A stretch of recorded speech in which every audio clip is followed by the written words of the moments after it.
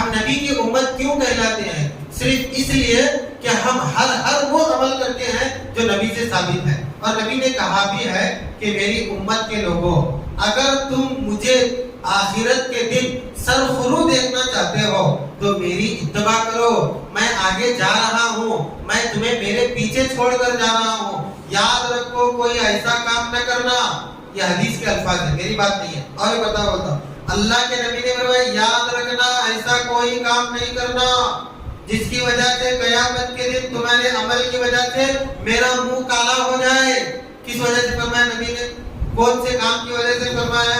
یہی کہ تم میری سنت کو نہیں چھوڑنا، میرے طریقے کو نہیں چھوڑنا، میری شریعت کو نہیں چھوڑنا.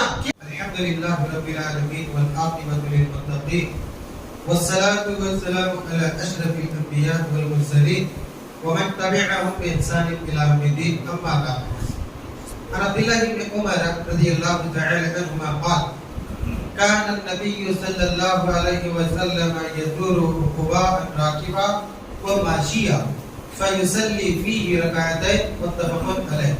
وفي رواية كان النبي صلى الله عليه وسلم يأتي مسجد قباء كل سبت راكبا وماشيا وكان ابن عمر يفعله. رواه البخاري في كتاب التفسير ورواه مسلم في كتاب الاعتصام. حضرات مسلیان کرام، بزرگان دین، نوجوان دوستوں، عزیز پیارے بچوں، الحمدللہ اس حدیث کی روشنی میں آج کا عنوان درس ہے مسلمانوں کو مسلمانوں کی زیارت کرتے رہنا چاہیے. ایک مسلمان اگر دوسرے مسلمان سے ملتا ہے تو اللہ تبارک و تعالیٰ کی طرف سے دونوں کے درمیان محبت تو بڑھتی ہی ہے، لیکن دونوں کو سلام کلام اور خیر خیریت دریافت کرنے کی وجہ سے ثواب بھی ملتا ہے اور سلامتی بھی ملتی ہے.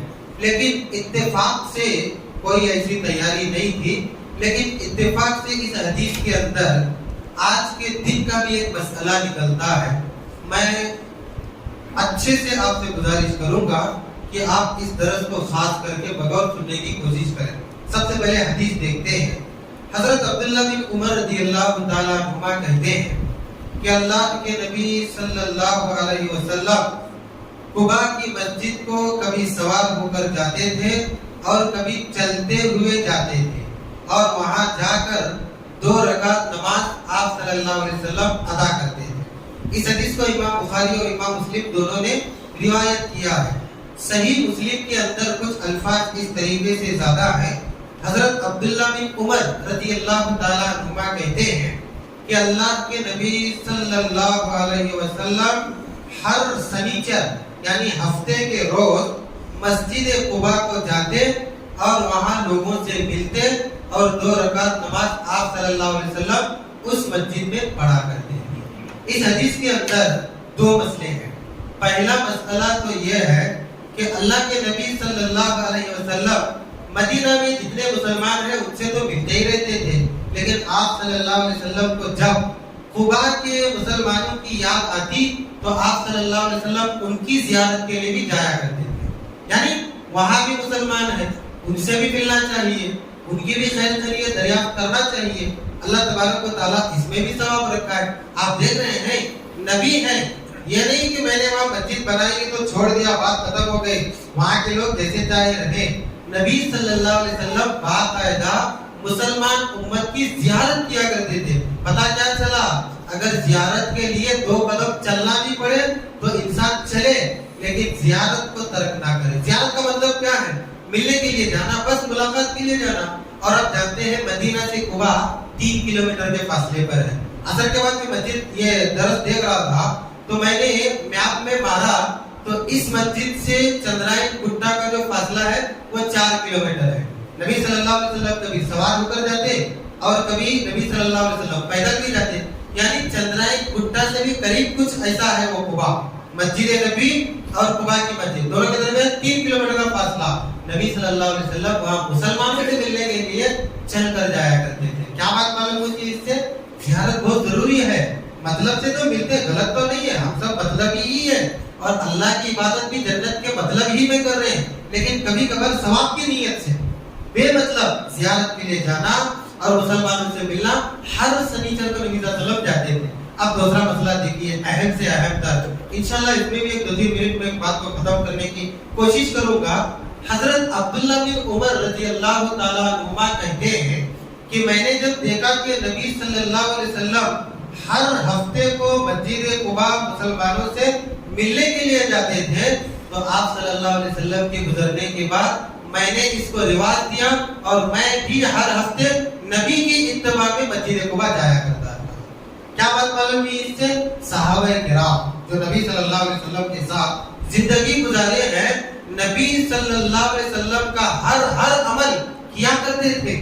آپ نے جو کیا صحابہ نے کیا, آپ نے جو کرنے کا حکم دیا صحابہ نے اسے کیا ہے. ایک بھی عمل نبی صلی اللہ علیہ وسلم کی زندگی کا صحابہ نے نہیں چھوڑا ہے. بعض صحابہ تو ایک ایک عمل اس نیت سے کرتے تھے, سامنے والے ان کو پوچھتے کہ بھائی تم کو اس کام کے کرنے کی ضرورت ہی نہیں تھی تو تم نے یہ کام کیوں کیا ہے؟ تو صحابی بولتے تھے کہ صرف اس لیے کہ نبی صلی اللہ علیہ وسلم کی سنت کا یہ عمل میری زندگی سے کہیں رہ نہ جائے, اس لیے میں نے یہ بھی عمل کر لیا ہے. پتہ کیا چلا؟ ہر عمل کرتے تھے, لیکن ایک بات صحابہ وہ عمل نہیں کرتے تھے جو نبی صلی اللہ علیہ وسلم کی زندگی سے ثابت نہ ہو. یہاں تک کہ قضائے حاجت, بیٹھ کے قضائے حاجت کرنا چاہیے, بائیں ہاتھ سے قضائے حاجت کی طہارت کرنا چاہیے, قبلے کی طرف منہ اور پیٹھ نہیں کرنا چاہیے, چھوٹی چھوٹی باتیں صحابہ خیال کرتے تھے. لیکن وہ کام جو نبی نے نہ کبھی کیا ہے نہ نبی نے کرنے کا حکم دیا ہے, آپ صلی اللہ علیہ وسلم سے ہٹ کر کچھ بھی نہیں کرتے تھے. تو ہم انصاف کی نگاہ سے دیکھتے ہیں, اگر ہم عدل کے راستے سے دیکھتے ہیں تو صحابہ کرام رضوان اللہ علیہ اجمعین ایک عمل نہیں کرے جو آج کی امت کرتی ہے. کیا ہے وہ عمل؟ آج کی رات کی جاگنی, جسے 27 رجب کی جاگنی کے طور پر شب معراج کا جشن منایا جاتا ہے, ایک بھی صحابی نہیں کرے. قضاء حاجت نبی کیسا کرے اس کا خیال رکھنے والے صحابہ اتنا بڑا عمل چھوڑیں گے؟ بھائی فطری جو عادت ہے نا انسان کی, فطری عادت, پیشاب کیسا کرنا چاہیے, قضاء حاجت کیسا کرنا, وہ عادت کو نبی کی پیروی کرنے والے اتنا بڑا عمل چھوڑ سکتے ہیں؟ نہیں چھوڑ سکتے. اگر چھوڑے ہیں تو اس کا مطلب کیا ہے؟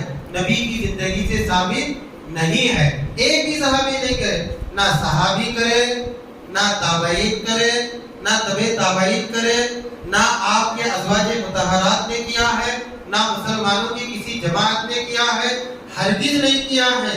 جب کسی نے نہیں کیا ہے, غلط بات نہیں ہے, دشمنی سے یا ناراضگی سے نہیں بول رہے ہیں, ہم امت کس لیے نبی کے بتائیں, ہم نبی کی امت کیوں کہلاتے ہیں؟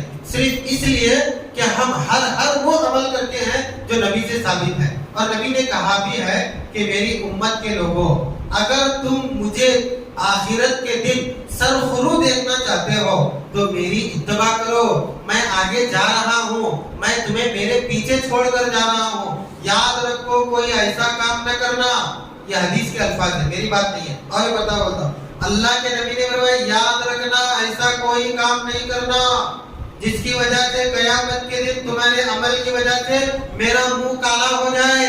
کس وجہ سے فرمایا نبی نے؟ کون سے کام کی وجہ سے فرمایا؟ یہی کہ تم میری سنت کو نہیں چھوڑنا, میرے طریقے کو نہیں چھوڑنا, میری شریعت کو نہیں چھوڑنا. کیوں؟ میں نے جتنا بھی کیا ہے, جو بھی کیا ہے, یہ تمہاری نجات کے لیے کافی ہے. اگر ایک انسان آج کے رات میں وہ کہتے ہیں کتنے 50 رکعت یا 100 رکعت نماز پڑھتا ہے, انشاءاللہ نبی کا امتی بن کے وہ جو دن میں 5 وقت کی نمازیں ہیں نا وہ ساری زندگی ادا کرے, جمعہ کی نماز پڑھے, عید کی نماز پڑھے, زندگی میں موقع ملے تو پھر وہ جنازے کی نماز پڑھے, اللہ کے نبی نے فرمایا تم ڈائریکٹ جنت میں چلے جاؤ گے. کیوں ایسا؟ یہ میں نے کیا ہے, کرنے کا حکم دیا ہے, میری سنت میں آتا ہے. یاد رکھیے محبت سے. اور جب یہ موقع آتا ہے تو ایسی بات کیوں پیش ہوتی ہے؟ صرف نبی صلی اللہ علیہ وسلم کی شان کو باقی رکھنے کے لیے کہ ہمارے مسلمان بھائی بہن, ہماری امت, ہمارے معاشرے میں رہنے والے, نبی کا کلمہ پڑھنے والے کوئی ایسا نہ کام نہ کرے نبی کے نام پر جو نبی سے ثابت ہی نہ ہو. بتائیے ذرا کہ اگر ایک انسان کسی کالج میں پڑھتا ہے یا کسی کام یا فیکٹری میں کام کرتا ہے، وہاں کا وہ سلیبس ہی نہیں ہے، وہاں کا وہ قانون ہی نہیں ہے، اور وہ اپنے آپ پر وہ جو قانون نہیں ہے اس کو نافذ کرتا ہے، تو کوئی عقل مند انسان اس کو برداشت کرے گا؟ نہیں کرے گا۔ دنیا نہیں برداشت کرتی اسے، اور نبی کے نام پر ہم کرتے ہیں محبت کی وجہ سے، انصاف کی غرض سے۔ حدیث میں مسئلہ نکلا ہے، اسی لیے میں بتا رہا ہوں۔ اور حدیث میں مسئلہ کیا ہے؟ نبی صلی اللہ علیہ وسلم ہر سنیچر کو قباء مسجد جاتے تھے۔ جب عبداللہ بن عمر دیکھے تو سوچنے لگے میں بھی کیوں نہ جاؤں؟ ایک تو وہاں کے مسلمانوں سے ملاقات ہو جائے گی، دوسرا یہ کہ زیارت کا ثواب ملے گا، تیسرا یہ کہ نبی کی سنت پر عمل کرنے کا ثواب ملے گا۔ اور یہی صحابی ہے نا عبداللہ بن عمر۔ آخری بات بول دیتا ہوں، آج کے رات کے نام کے بعد لے جائیے، یہ عبداللہ بن عمر نبی کے راستے پر چلنے میں اتنا اٹینشن تھے، اتنا اٹینشن۔ دو باتیں۔ پہلی بات، ایک مرتبہ وہ کسی سفر میں جا رہے تھے، جاتے جاتے ایک جگہ رکے، ان کے ساتھ کچھ سوار موجود تھے، سب لوگ رکے، اور سب لوگوں نے یہ سمجھنا شروع کر دیا کہ عبداللہ بن عمر اس قافلے کے سردار ہیں، امیر ہیں۔ اب یہاں رکے ہیں مطلب ہے نماز کا وقت ہوا ہوگا، گھڑی تھوڑی تھی وہاں پر، اس پر سایہ وغیرہ دیکھ کر نمازوں کا وہ اہتمام کیا کرتے تھے۔ عبداللہ بن عمر رکے، کسی کو کچھ نہیں بولے، اور ایک پتھر کے آڑ میں جا کر ایسا بیٹھے۔ معلوم ہوتا ہے پیچھے والے جو دیکھ رہے ہیں، ایسا ان کو محسوس ہوتا ہے کہ قضاء حاجت کو بیٹھے۔ جب اچھے سے دیکھا گیا تو نہ وہ کچھ کر رہے ہیں، بس یوں بیٹھ کے اٹھے، کپڑے وغیرہ تو کھولتے نا، مطلب کچھ احساس ہوتا ہے کہ نہیں۔ جب وہ آئے تو ان کے غلام نے پوچھا حضرت یہ کون سا ڈرامہ تھا؟ مطلب ڈرامہ کا مطلب ہے کہ جس میں اصلیت نہ ہو، آپ نے جو کام کیا ہے ایسا محسوس ہوا قضاء حاجت، لیکن تھا تو کچھ بھی نہیں وہ۔ تو عبداللہ بن عمر کہتے ہیں سنو، ایک مرتبہ میں اس راستے سے جا رہا تھا، میرے ساتھ میرے پیغمبر تھے، ان کو اصلی میں یہ ضرورت پیش آئی تو یہاں سواری رکا کرو، پتھر کے پیچھے جا کے انہوں نے قضاء حاجت کیا، پھر واپس آئے، سفر جاری رکھا۔ جب میں یہاں سے جاتا ہوں تو جب تک میں یہ کام نہیں کرتا میرا دل گوارا نہیں کرتا کہ میں اس کے آگے گزر جاؤں، آٹومیٹکلی نبی کی اتباع میں رک جاتا۔ یہ نبی کی پیروی، اتنے اچھے صحابی، غیر ضروری کام ہے کہ نہیں؟ جب غیر ضروری کام میں نبی کو اتنا فالو کرتے تھے، میرے نبی کے صحابہ اتنا بڑا عمل چھوڑے، اللہ اکبر، اللہ معاف کرے گا ان کو۔ دیکھو ایسا سوال پیدا ہوتا ہے کہ نہیں؟ آپ دیکھیے، ایک مرتبہ مسجد کے اندر ایک آدمی چیختا ہے، زور سے چیخ مار کے اس نے کہا الحمدللہ۔ اچھا چیخ کی دعا کیا ہے؟ الحمدللہ، سب جانتے ہیں۔ اور ایک حدیث میں ہے، غالباً ابن ماجہ کی حدیث ہے، علی کل حال کی زیادتی بھی کر سکتے ہیں، اگر 2-3 منٹ زیادہ ہو تو معاف کیجیے۔ اہم بات ہے آج کی رات ہی میں ہماری امت ہمارے نبی کے نام پر بہت کچھ کرتی ہے جس کا کہیں بھی نہ سفید سے بن سے نہ کالے بن سے کچھ بھی ضرورت نہیں ہے۔ اگر حضرت عبداللہ بن عمر رضی اللہ تعالیٰ عنہ کے سامنے آدمی جب چیختا ہے الحمدللہ بولتا ہے، جیسے الحمدللہ اس نے کہا، عبداللہ بن عمر سنے، اور سننے کے بعد خاموش بیٹھے۔ کچھ دیر کے بعد اس نے یہ بھی کہا والسلام علی رسول اللہ، والسلام علی رسول اللہ۔ عبداللہ بن عمر رضی اللہ تعالیٰ کو جیسے ہی سنے تو انہوں نے والسلام علی رسول اللہ کے آگے ایک اور جملہ بڑھا دیا، کیا کہا؟ والسلام علی امی کا، تمہارے ماں پر بھی سلامتی ہو۔ اب ظاہر سی بات ہے جب ماں کا ذکر ہوتا ہے تو کس کنڈیشن میں کیوں ہو رہا ہے، کیا سبب سے ہو رہا ہے، آدمی سمجھ جاتا ہے یہ اچھائی کی یاد سے ہو رہا ہے یا برائی کی یاد سے ہو رہا ہے، آدمی کو محسوس ہو جاتا ہے۔ حضرت عبداللہ بن عمر کو آدمی گھور کے دیکھنے لگا، کہنے لگا حضرت کیا تھی اتنی بڑی مردوں کی مجلس میں میرے نام ماں کا نام لیے، مجھے اچھا نہیں لگا۔ عبداللہ بن عمر رضی اللہ تعالیٰ عنہ میں نے کہا کیا جی اتنی بڑی مجلس میں نبی صلی اللہ علیہ وسلم کی سنت کی دھجیاں اڑا رہے ہو، مجھے بھی اچھا نہیں لگا۔ بولے کیا میں نے کون سا غلط کام کیا ہے؟ تو حضرت عبداللہ بن عمر بولے نبی صلی اللہ علیہ وسلم نے چھینکنے کے وقت کون سی دعا سکھائی ہے بولو؟ تو اس نے کہا الحمدللہ۔ الحمدللہ کا جواب یرحمک اللہ، اللہ برکت دے۔ تو الحمدللہ سکھایا ہے، تو اس نے کہا ہاں سکھایا ہے۔ پھر والصلاۃ والسلام علی رسول اللہ کہاں سے لائے؟ یہ مجھے اچھا نہیں لگا تو میں نے بھی ایسا کہا جو تم کو اچھا نہیں لگا۔ اتنا حفاظت کہ جو غیر ضروری کام وہ بھی صحابہ کرے اور نبی سے ہٹ کر ایک قدم نہ بڑھے، نہ کسی کو بڑھنے دیے۔ کیوں ایسا؟ شریعت بہت محفوظ ہے۔ تو ہم نبی کا جب کلمہ پڑھیں انشاءاللہ حقیقت میں ہم بھی دیکھیے نا 3 لقمے 3 گھونٹ میں پانی پینا چاہیے، قضاء حاجت کا آداب ہم حدیثوں میں بتاتے ہیں، کیا یہ بات ہم چھپائیں گے؟ ہرگز نہیں چھپائیں گے. جب چھپا رہے ہیں یا نہیں بتا رہے تو مطلب کیا ذکر نہیں ہے. اللہ سے سچے دل سے دعا کریں کہ اللہ سب سے پہلے تو ہمارے عقیدے کو درست فرمائے, اس کے بعد ہر عمل ہمیں نبی کے طریقے کے مطابق کرنے کی توفیق عطا فرمائے. اللہ ہر اس عمل سے ہمیں اور ہم تمام مسلمانوں کو بچا جس کا تعلق تیرے نبی محمد رسول اللہ صلی اللہ علیہ وسلم کی سنت سے ہرگز نہیں ملتا. آمین. سبحان اللہ ربنا وبحمدہ اشہد ان لا الہ الا انت استغفرک و اتوب الیک.